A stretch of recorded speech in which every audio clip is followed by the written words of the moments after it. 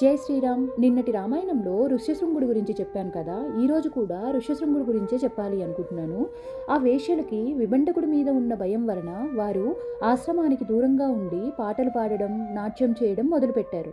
ఒకరోజు విభండకుడు లేని సమయంలో గానం విన్న ఋష్యశృంగుడు ఆ గానం వస్తున్న వైపుకు వెళ్ళాడు. అక్కడున్న ఆ వేశ్యలను చూసి వారు కూడా పురుషులే అనుకొని, మహాపురుషులారా, మీరు మా ఆశ్రమానికి రాండి, మిమ్మల్ని పూజిస్తాను అన్నాడు. అందరూ విభండకుడి ఆశ్రమానికి వెళ్ళారు. తరువాత ఆ వేశ్యలు ఆశ్రమం నుండి వెళ్ళిపోతూ ఆ ఋష్యశృంగుడిని గట్టిగా కౌగిలించుకొని వెళ్ళిపోయారు. మరునాడు ఆ ఋష్యశృంగుడికి మనసులో దిగులుగా అనిపించి ఆ వేశ్యల్ని చూడాలనిపించింది. వాళ్ళ దగ్గరికి వెళ్ళాడు. ఈసారి వారు ఆయనని కొంచెం దూరంలో ఉన్న తమ ఆశ్రమానికి రమ్మన్నారు. సరే అని అందరూ బయలుదేరారు. ఆయన అలా అంగదేశంలో అడుగు పెట్టగానే ఆకాశం నుండి బ్రహ్మాండమైన వర్షం కురిసింది.